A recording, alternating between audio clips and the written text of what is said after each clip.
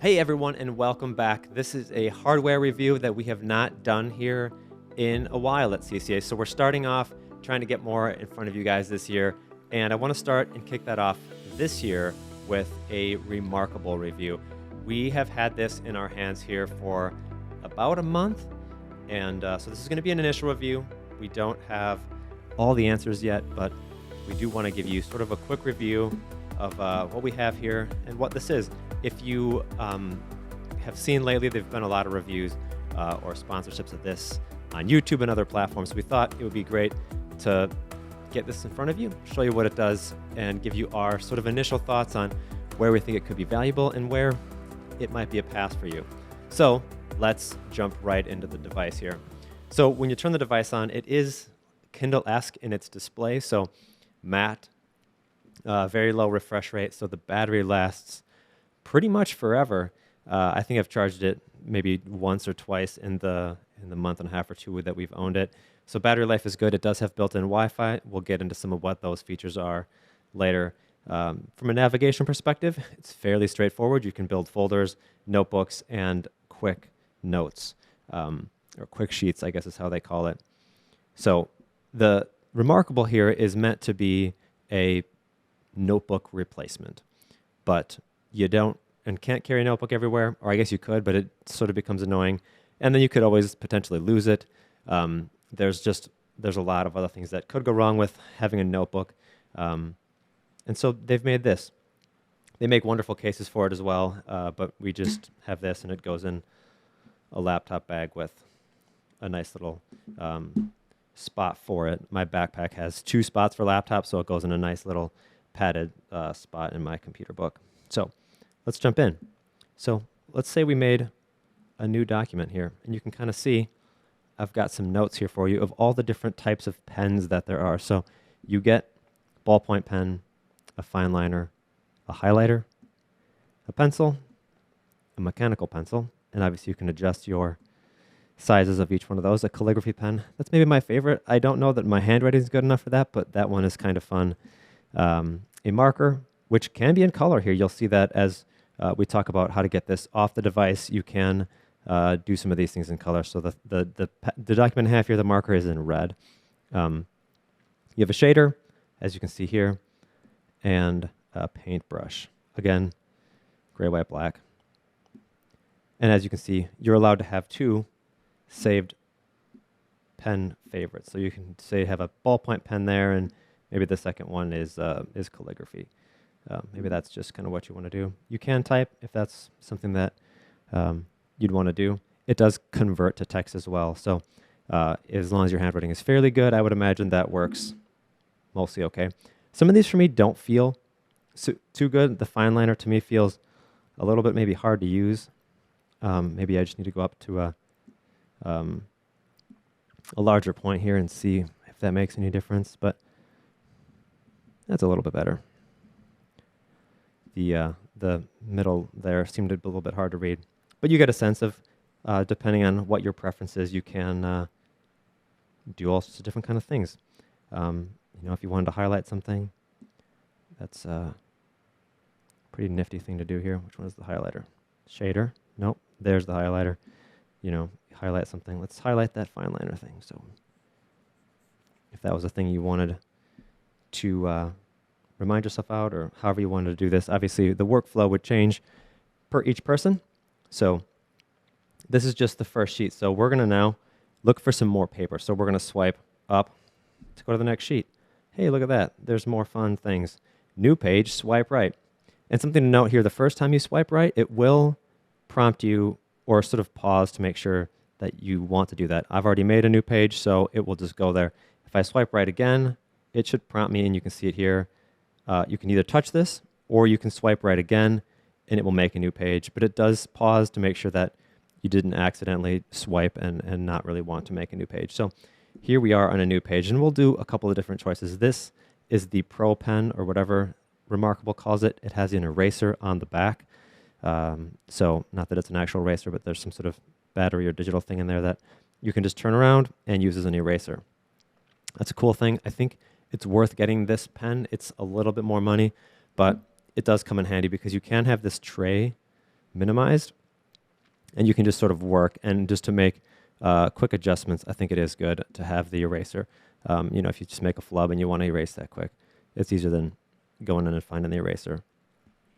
So if you don't want to come in here and have to use the menus all the time to erase, I do like the eraser. I don't think it's necessary, but I have found that it's a nice touch. So I'm going to now use the actual erase feature for this next one. So that's in the tray here, and as you can see here, there's sort of an eraser thing with a highlight around it. So what you do is just sort of circle the things you want to erase. So if I want to erase that, I just circle it and erase it. Good to go. I've noticed you can erase things around edges too by just hitting the eraser thing and sort of just kind of like circling the area that you want to erase. Thought that was kind of good. Some things do get close to the edge sometimes, and they're hard to circle all the way around because the pen goes past the screen a bit. So kind of a cool feature there.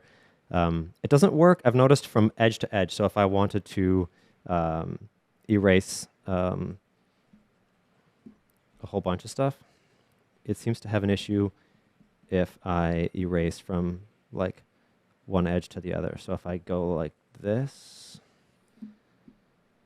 yeah, see there, you can kind of tell. It does some weird things if you go edge to edge for some reason. But if I go from the same edge, it seems to be fine. So just a thing I've noted. It seems to kind of get angry about trying to erase too many edges at the same time. But that's that. The redo feature. So let's talk about that next. You obviously have it here, undo, redo as well. The thing that I thought is kind of nifty and I learned recently is you can two-tap and it will redo whatever the previous thing was. You can keep going as far as you want, and it will just keep bringing back whatever the last things you did. So if you accidentally type something, erase something you didn't want to do, just two-tap, and all that comes back. Kind of a cool thing. So with this Move Me area too, you can sort of go through the different pages. You can see that I've added a third page that has nothing on it, but it gives you a nice 30,000-foot view of where you're all at, what pages you want to go to. So if I will go back to page 1, let's see what we got going on here. All right, so we did this already. Now on to sharing features.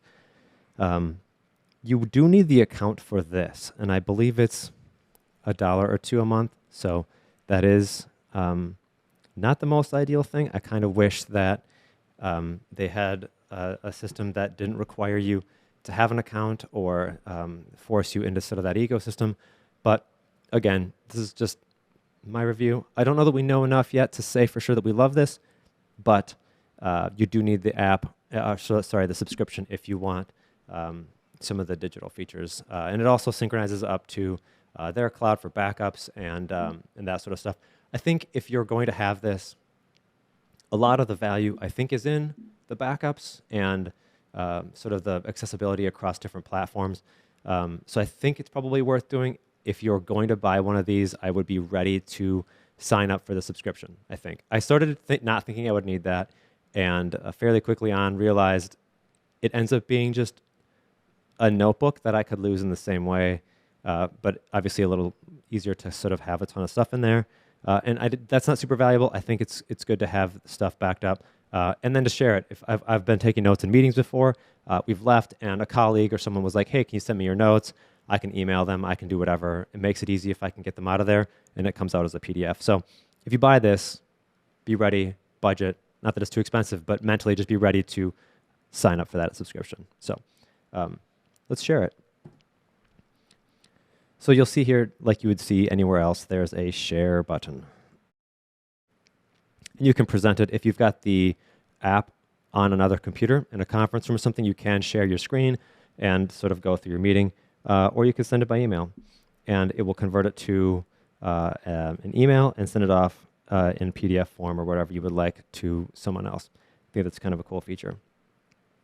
All right, let's now tag this thing and make sure we mark it as important, because this is very important. So tag important. All right, now that's done, and we can go out of here, and let's go see if we can find it. So search, I see all my documents. Now I can come up here and click on my important tag, and then there it is. If I have a whole bunch of documents, I can get right back to where I want to be without having to search through tons of things or find the exact document that I am looking for. All right, lastly is uploading this thing to OneDrive. So let's show you how that's done. I think the only way I found to do this is to do it from here. There's probably another way. Again, initial review. So if there's another way, reMarkable fans out there, please let me know. But you'll see here, if I long press this thing, you can do it with your finger too, I think. Cancel. But you'll see at the top here, export. And so I can then export this thing to OneDrive. And that works pretty quickly. And now that document should be up in my OneDrive account here. We'll jump in there and we'll check it out. It should just be a PDF in here. So review reMarkable. There it is. And so you can see here in the app, I don't know if we're going to get focus here, but I see the exact document that we just worked on with color, shader, the highlighters in yellow. So pretty cool stuff here. All your pages are there. Obviously, the pages aren't right-left swiping like they would be because it's just a straight-up PDF. So that first page that got very long is just a really long page. And then obviously the next two pages are a normal size because I didn't extend those by swiping down or swiping up. So overall, I think this is a cool device. I think it's for some people. I don't know that it's for everyone. So if you came from a very paper-driven world, I did that for a long time. It was something tactile about it. I did a lot of my note-taking and thought processing through things and future planning, et cetera. I did a lot of that on paper. So for me, this is kind of a fun thing to sort of be able to use and sit down. It's very good to disconnect from meetings, from your other technology. I know that being in a meeting with your laptop or something else can distract you to check emails and check other things that are popping up. So I think being in a meeting with this for me has helped me to stay sort of in the meeting, stay focused, and take notes, reference things across there. I think the only downside for me is it's not super integrated with the Microsoft ecosystem that we use. So I can't open my OneDrive. I can't find another meeting note or another agenda that we were sort of looking at in OneNote or whatever. So that for me is a big deal. I think a lot of what we do ends up somewhere in SharePoint or OneDrive. And so getting it here isn't the most straightforward. And they're not synchronized. So if I was to, and I think I can import things from my OneDrive into here, I can do that, but then they're not synchronized again. I have a copy here that I could then export, import. It's janky, and I don't love that as a solution. Hopefully, in the future, this will get better. I do know there's other reMarkables, too. There's another version of this that's slightly nicer, has some more features, but from what I could tell, it just looked like a nicer device for the most part. So if that was something you're into, it was a couple $100 more for that unit, but we went with the basic unit just to sort of test things out. Really straightforward device to use, and we'll look forward to giving you a long-term review once we have our hands on this more and build more documents. And overall, we like it, and I give it an 8 out of 10. So take care out there, everyone, and we'll check you in the next one. See ya.